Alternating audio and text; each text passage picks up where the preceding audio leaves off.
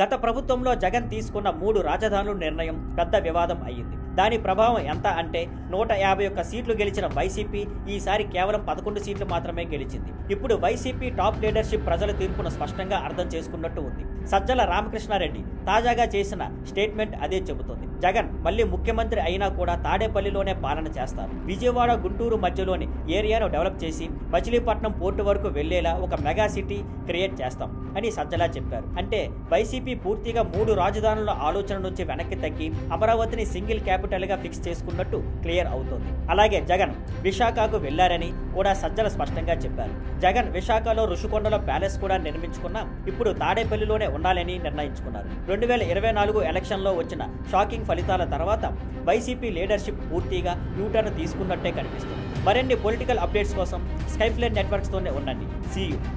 పొరుగు దేశం నేపాల్లో ఒక పెద్ద రాజకీయ మార్పు జరిగింది. నేపాల్ ప్రెసిడెంట్ రామచంద్ర పౌడెల్ మాజీ సుప్రీంకోర్టు చీఫ్ జస్టిస్ సుశీలా కార్కీని ఇంటరిమ్ ప్రైమ్ మినిస్టర్ గా నియమించారు. ఇలా సుశీలా కార్కీ నేపాల్ తొలి మహిళా ప్రధానిగా చరిత్ర సృష్టించారు. ఈ నియామకం భారీ నిరసనల తర్వాత వచ్చింది. మాజీ ప్రధాని కేపీ శర్మ ఓలీ ప్రభుత్వం కూలిపోయింది. 19 మంది ప్రొటెస్టర్స్ పోలీస్ ఫైరింగ్ లో చనిపోవడంతో ఆగ్రహం పెరిగి చివరికి ఓలీ రాజీనామా చేశారు. ఆర్మీ రాజధానిని టేకోవర్ చేసింది. ఆ తర్వాత ప్రొటెస్టర్స్ ఆర్మీ ప్రెసిడెంట్ మధ్య చర్చలు జరిగి ఇంటరిమ్ గవర్నమెంట్ ఏర్పాటు చేశారు. 73 ఏళ్ల సుశీలా కార్కీ 2016-2017లో నేపాల్ ఏకైక మహిళా చీఫ్ జస్టిస్ గా పనిచేశారు. అవినీతి వ్యతిరేకంగా కఠినంగా వ్యవహరించిన వ్యక్తిగా ఆమెకు పేరు ఉంది. 2017లో ఆమెపై ఇంపీచ్మెంట్ ప్రయత్నం జరిగినా అది విఫలమైంది. సోషల్ మీడియా బ్యాన్, రాజకీయ నేతల అవినీతి, నిరుద్యోగం కారణంగా యువత ఆందోళనలు హింసాత్మకంగా మారాయి. పార్లమెంట్, ప్రెసిడెంట్ హౌస్, బిజినెస్లకు నిప్పబెట్టారు. దేశవ్యాప్తంగా కర్ఫ్యూ అమలు చేశారు. ఈ హింసలో 51 మంది చనిపోయారు.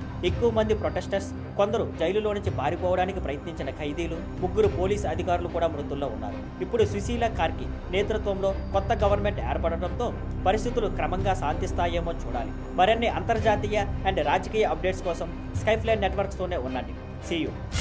ఈరోజు ఒక ఇంట్రెస్టింగ్ పొలిటికల్ సీన్ గురించి మాట్లాడుకుందాం. విజయవాడలో శుక్రవారం జరిగిన రౌండ్ టేబుల్ మీటింగ్లో ఒక రేర్ మూవ్మెంట్ కనిపించింది. ఏపీసీసీ అధ్యక్షురాలు YS Sharmila, YSRCP senior leader Botsa Satyanarayana ఒకే స్టేజ్పై కనిపించారు. వైజాగ్ స్టీల్ ప్లాంట్పై జరిగిన ఈ మీటింగ్లో షర్మిల హాల్లోకి వచ్చాక బొత్స సత్యనారాయణ లేచి ఆమెను ఆప్యాయంగా గ్రీట్ చేసి తన పక్కన కూర్చోమని ఆహ్వానించారు.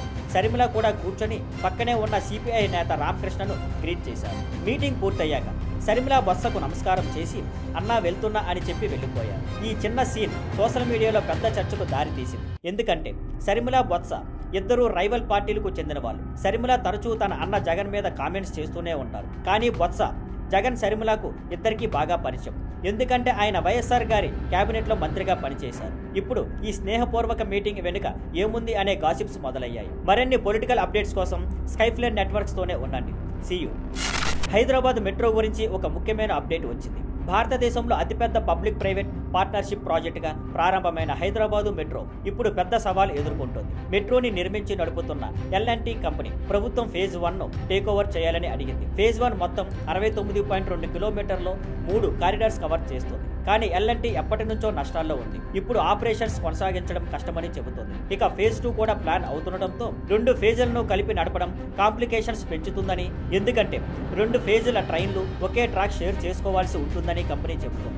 సెంట్రల్ గవర్నమెంట్ ఇప్పటికీ తెలంగాణకు క్లారిటీ ఇవ్వమని అడిగింది. ఫేజ్ 1కి సంబంధించిన షేరింగ్, ఎలక్ట్రిసిటీ చెల్లింపులు ఇంకా పెండింగ్ ఇష్యూలపై వీటిపై క్లారిటీ వచ్చిన తర్వాతే ఫేజ్ 2కి ముందుకు వెళ్లాలని చెబుతున్నారు. సీఎం రేవంత్ రెడ్డి ఈ విషయాన్ని ఢిల్లీలో union housing and urban affairs మంత్రి మనోహర్ లాల్ ఖట్టర్తో కూడా డిస్కస్ చేసినట్టు సమాచారం. L&T ప్రభుత్వం ఫేజ్ 2ని వేరేలా నడపండి లేదా ఫేజ్ 1 మొత్తం టేకోవర్ చేయండి అని క్లియర్గా చెప్పింది. ఫైనల్ డెసిజన్ ఇప్పుడు తెలంగాణ ప్రభుత్వ చేతిలో ఉంది. మీన్ టైం కమ్యూటర్స్ మెట్రో భవిష్యత్తు ఎలా ఉంటుందో ఎదురు చూస్తున్నారు. మరిన్ని urban development and city updates కోసం స్కైఫ్లైట్ నెట్వర్క్స్తోనే ఉండండి.